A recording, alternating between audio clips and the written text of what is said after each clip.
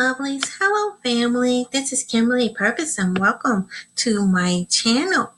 I wanted to do another interesting video about the different winter traditions among American Aborigines and Native Americans. I First of all, want to share with y'all a book that I came across. I saw this article, but I wanted to share a book with you all. It's called Working the Roots.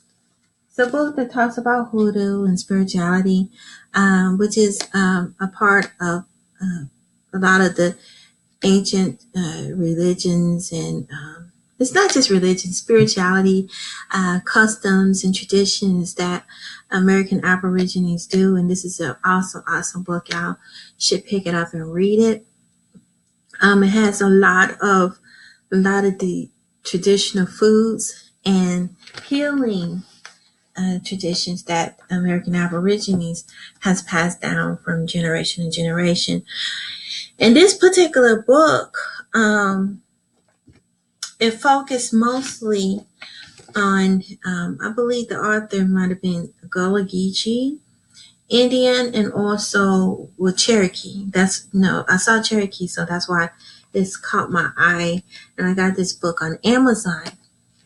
And she did a great job in this book, and she mentioned some of her families, and I believe the book mostly touches on Alabama and Georgia, the Southeast Woodlands Indian.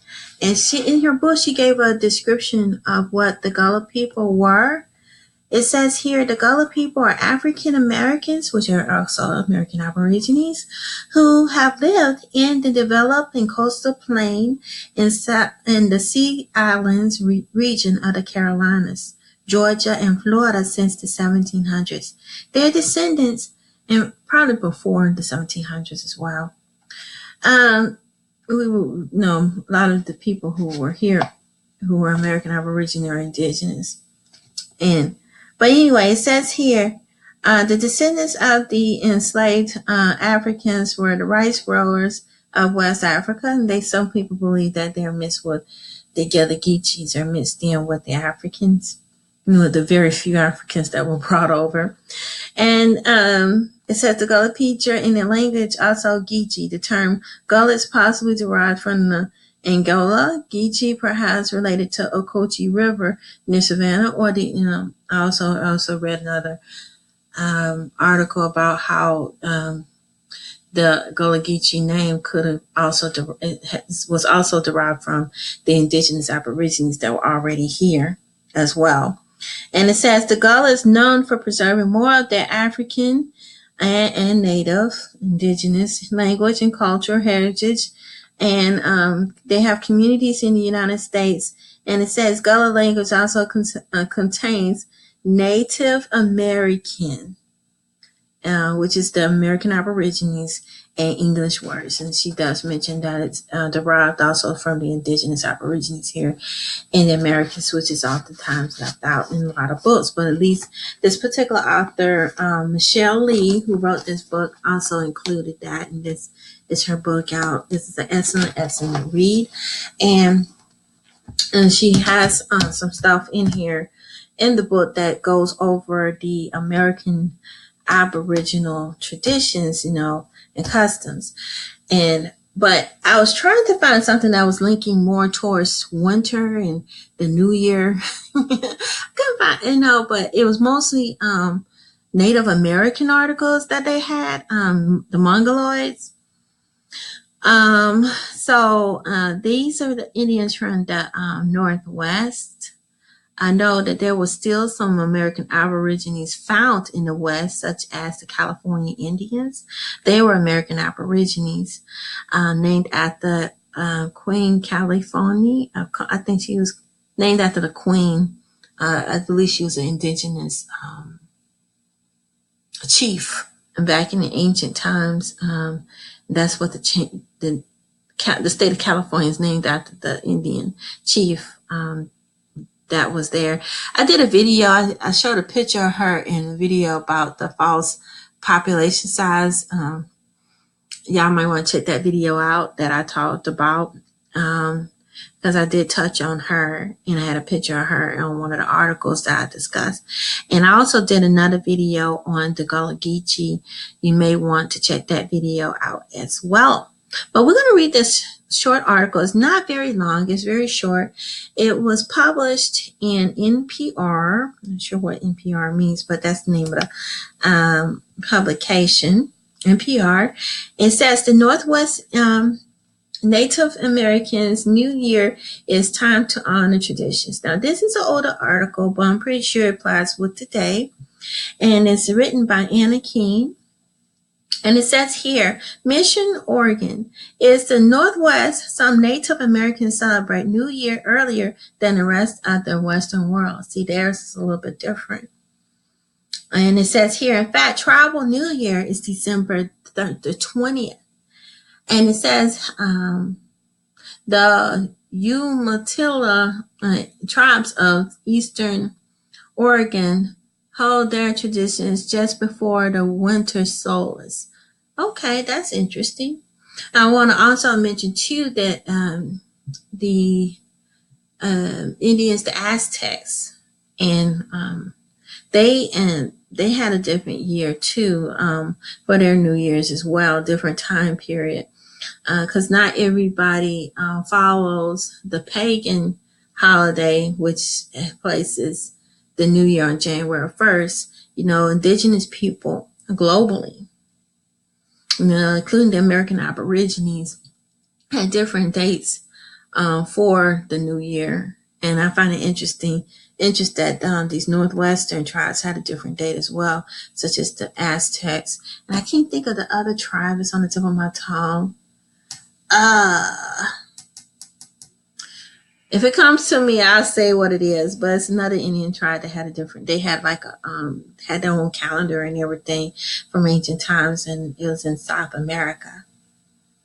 But anyway, let's continue. It says, Armand Minthorn is the spiritual leader of the tribes that live on the Umatilla Reservation, Reservation on the dry side of Oregon. The celebration is called Kimchi Inuit. And it says here, Armand Woodton is a particular spiritual leader for the Confederate tribes of the Umatilla Reservation in Northeast Oregon. So here's a picture of him. And so, yeah, I liked how they explained this. Let's continue. It says it goes back when the world was new. Minthorn explains the first food was created with the salmon. We used new suits. The second food was the deer, and we called the deer newt. The third was the bitter root, what we call slitten. I think this is interesting how they use nature to describe it. And I've been reading a lot of folklores and stories and traditions about the indigenous people here in the Americas. Everything is closely tied to nature, to the animals, sort of like the circle of life. And I just find it fascinating how they incorporate, and it's neat how they have a story for each dish that they use for the new year. And it says, Minthorn explains that Indian New Year's is the time to celebrate the return of the sacred food. These foods will come back to the Indian people in the sunlight hours begin to stretch again. To honor these sacred foods, the tribes sing drums, dance, praise, and share a meal together in the longhouse. And I find this quite interesting because we as American Aborigines, we do the same thing. Of course, we were following Christianity in some things, but some of the things are, I'm seeing that some of the traditions that they have, they, still being done today. Because a lot of the indigenous people still go to church. Sometimes they go to church and have their prayers there, especially in Christian churches, Southern churches. Because I had some friends and relatives that do these things as well. They have the tribal dance, which is the Christian songs, gospels, the drums and the music. They have that there in the church as well, the praise. We pray to the Most High and shares a meal. Afterwards, you have a meal and dinner together. And it says longhouse in the cafeteria inside the church. So these are still similarities, even though, we have missed out on a lot because our history been completely graywashed, and who our identity has pretty much been stolen. A lot of the customs that the Native people are doing and the American Aborigines, we're still doing to this very day, and we don't realize we're still doing it. Maybe we're not using our indigenous spirituality, which we should be incorporating. And a lot of us are so out of touch with nature because we all live in the city or in suburbs. We don't get a chance to reconnect to nature, and that's the missing element that a lot of us are facing and dealing with to this very day. And that's something that, like I said, we definitely need to reconnect to, and I think that's very much missing. But I like how this is explained. So it's like, even though we're just not opening our eyes to our identity, we some of the customs and stuff are still there. We just need to, include the indigenous aspect of it as well. And it says, in the community kitchen, some elder women prepare meat stew and Indian fried bread. And Lynn Sue Jones is tiny with a soft round face. Remind me of my aunts. My aunts have round little faces too, like that. She kneads and masks the tacky bread dough to a loose rhythm. And then it goes on to describe how they prepare their meals, which is quite interesting. I'm going to stroll down, though. So I didn't want to make this video too long. It says here, we can be better to face our demons and take care of our health a little bit better, she says. Just want to see another year of being with. And Lynn Sue is 62. She's taking new responsibilities this year, raising 2 grandchildren, 3 and 5. And, as we know, American Aboriginal women are also raising grandchildren as well. And according to in our traditions, the seniors, especially the grandmother and grandfather too, in a lot of cases, also center of the family and seen as, the people, with much wisdom that we go to. So it's like there's a great respect for the elders. And you see that among American Aborigines too. We have a great respect for the elders as well. And then it says here, I just want to ask the Creator to give me the strength to do right by them, Lynn Sue says. I want to teach them the longhouse way, which is quite interesting. Okay. But let's draw it down. We do have get-togethers too in holidays, and this sort of reminds me a lot of what we do too with our family. And a lot of American Aborigines are doing this as well. Sort of comes with family tradition of everybody coming together and meeting. I like how they mentioned the date. See, that's what we need to look at, dates and time. I think sometimes with rituals, in order to get a stronger, high of energy towards who you are as a person, as an Aborigine, and also connecting to your ancestral roots, is good to get the dates and time right, because right now we're basing everything on paganism. But if we can know more of the dates and times of when our indigenous people celebrate certain customs, that will help too to us to bring that reconnection that has been lost. It hasn't been completely lost, because I'm looking at some of the things that they do now. A lot of that is some of the stuff that we do too. We just do it under a different religion. And I think reconnecting and understanding some of our own customs is key. And like this book, Working the Roots, like I showed you before, this is a great book to understand some of the customs and traditions of a lot of the American Aborigines. It's also included in this book for us to have a better understanding. But I'm going to stroll down. It says the tribe children sings to elders during the community meals. And Lynn Sue Jones, Sister Jones, listen by. She stretched a small ball of dough. She flattens each one, then floating them in a sizzling oil. Oh, I want to learn more about this dough bread they talking about. I'm gonna have to read up on that. I guess it's learn about the recipes. These are things we need to be learning, you know, reading about. But I'm gonna scroll down. They're just going through here explaining the customs and everything. If y'all want to read it, I'm gonna leave a link to this because they talk about sometimes you gather the sacred foods. See, these are sacred foods to the indigenous people, and like I said, a lot of us still have traditions. I know my family.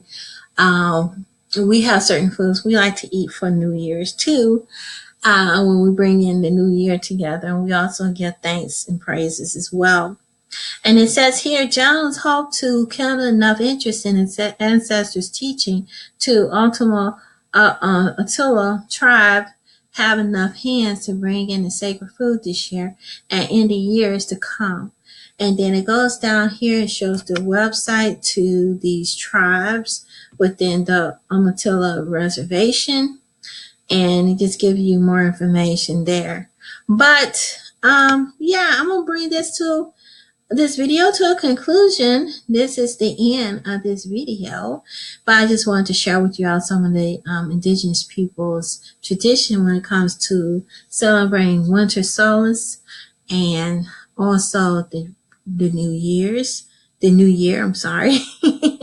And I also wanted to share with y'all the book about the Aboriginal customs. I had a hard time finding anything that pertained to American Aborigines. I think I didn't check on the African American. I guess I could have done that. But a lot of times when you have African American, it clumps everybody. That sometimes it clumps both the indigenous American Aborigines with Africans for Africa, and sort of blends everything. So I was just trying to find one that strictly says American Aborigine. But that's, not too many articles that we just now starting to identify as that, because we find the true history and what actually happened to our people. So, but this is one of the few articles I was able to find, but it was mostly on I believe these are the Mongol Indians in the Northwest. And so I just wanted to share what they had to say and what some of the traditions too. And yeah, but please like this video and thumbs up, and don't forget to subscribe. And I would love to hear from you all. Please put down what kind of traditions do your family do as American Aborigines. Do you have a tradition that you do for bringing in the New Year's with your family? And also, do you do any type of winter celebration? That's another thing I would like to hear. And if you know of any good books or any good materials on this particular topic, or anything dealing with American Aboriginal traditions, I would greatly appreciate you putting it below. But till next time, family, peace and many love and peace. Bye bye.